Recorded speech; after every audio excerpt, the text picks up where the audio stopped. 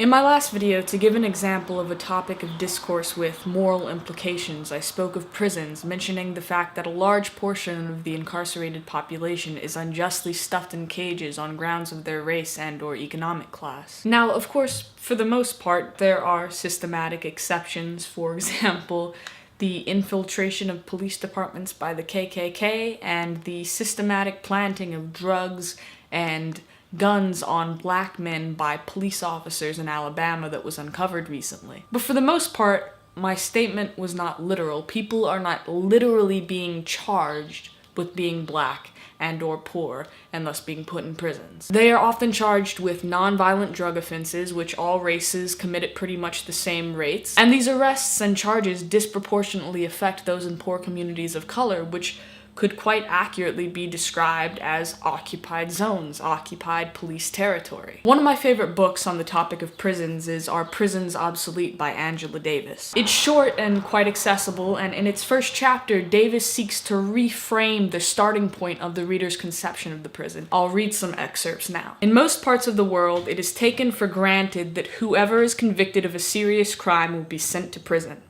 In some countries, including the United States, where capital punishment has not yet been abolished, a small but significant number of people are sentenced to death for what are considered especially grave crimes. Many people are familiar with the campaign to abolish the death penalty. In fact, it has already been abolished in most countries. Even the staunchest advocates of capital punishment acknowledge the fact that the death penalty faces serious challenges. Few people find life without the death penalty difficult to imagine. On the other hand, the prison is considered an inevitable and permanent feature of our social lives. Many people are quite surprised to hear that the prison abolition movement also has a long history, one that dates back to the historical appearance of the prison as the main form of punishment. In fact, the most natural reaction is to assume that prison activists, even those who consciously refer to themselves as anti-prison activists, are simply trying to ameliorate prison conditions or perhaps to reform the prison in more fundamental ways. In most circles, prison abolition is simply unthinkable and implausible. Prison abolitionists are dismissed as utopians and idealists, whose ideas are at best unrealistic and impractical and at worst mystifying and foolish. This is a measure of how difficult it is to envision a social order that does not rely on the threat of sequestering people in dreadful places designed to separate them from their communities and families. The prison is considered so natural that it is extremely hard to imagine life without it. It is my hope that this book will encourage readers to question their own assumptions about the prison. Many people have already reached the conclusion that the death penalty is an outmoded form of punishment that violates basic principles of human rights. It is time, I believe, to encourage similar conversations about the prison.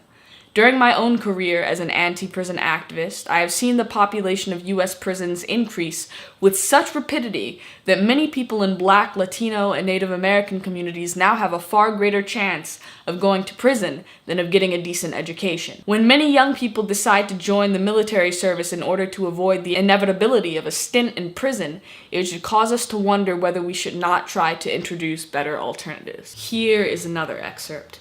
When I first became involved in anti-prison activism during the late 1960s, I was astounded to learn that there were then close to 200,000 people in prison. Had anyone ever told me that in 3 decades, 10 times as many people would be locked away in cages, I would have been absolutely incredulous. I imagine that I would have responded something like this. As racist and undemocratic as this country may be, remember during that period the demands of the civil rights movement had not yet been consolidated. I do not believe that the U.S. government will be able to lock up so many people without producing a powerful public resistance. No, this will never happen, not unless this country plunges into fascism. And the final excerpt that I'm going to read from the same first chapter. In thinking about the possible obsolescence of the prison, we should ask how it is that so many people could end up in prison without major debates regarding the efficacy of incarceration. When the drive to produce more prisons and incarcerate ever larger numbers of people occurred in the 1980s during what is known as the Reagan era, politicians argued that tough-on-crime stances, including certain imprisonment and longer sentences, would keep communities free of crime. However, the practice of mass incarceration during that period had little or no effect on official crime rates. In fact, the most obvious pattern was that larger prison populations led not to safer communities, but rather to even larger prison populations. Each new prison spawned yet another new prison, and as the US prison system expanded, so did corporate involvement in construction, provision of goods and services, and use of prison labor. Because of the extent to which prison building and operation began to attract vast amounts of capital, from the construction industry to food and health care provision, in a way that recalled the emergence of the military-industrial complex, we began to refer to a prison-industrial complex. When we discuss the current institutional function of the prison, we mustn't speak in abstract moral terms. Something that one commenter tried to do in my last video was beg the question, or rather the accusation, Tori thinks rape should go unpunished, and that's not what I'm saying at all. What I am saying is that I want to live within a system of justice that doesn't rely exclusively on torturous punishment in prisons to deal with social ills. Moreover, I want to live within a system of justice that doesn't prosecute things that are not social ills. For example, the possession of marijuana. And even when it comes to harder substances, we can't deal with drug addiction by stuffing people in boxes where they can still get drugs. And we can't deal with rape by means of extreme punitiveness or torture, no matter how good it may feel to be so righteously indignant. Because if a person is going to go back into their community, they have to be rehabilitated.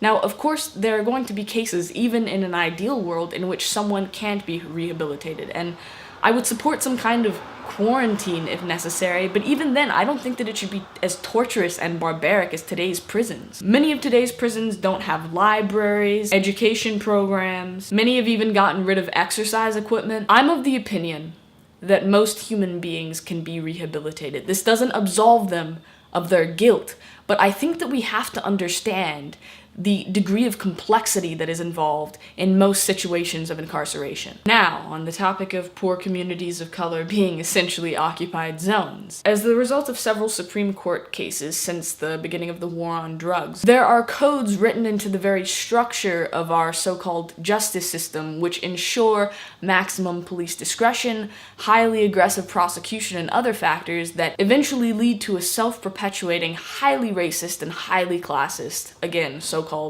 justice system. This is all very well outlined in Michelle Alexander's book, The New Jim Crow, which I also recommend everyone read on top of Our Prisons Obsolete by Angela Davis. In sum, from my observations and readings, the current institutional function of the prison is to continue funneling money into the prison industrial complex, that is, private corporations which profit from the building, maintaining, and labor pool of prisons, to redraw the lines of segregation and make rhetorical and capitalistic use of disposable populations of people, and to justify the militarization of our police forces, so much so that it would not be inaccurate to say that we live in a police state. Of course, these institutional functions of prisons aren't necessarily a conspiracy, but they are the functions which the institution serves. Regardless of intent, that is what our prisons do.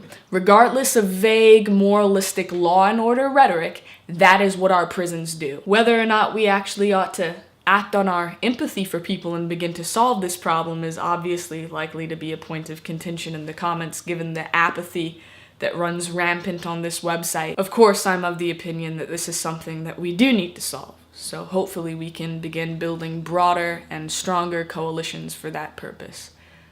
Peace.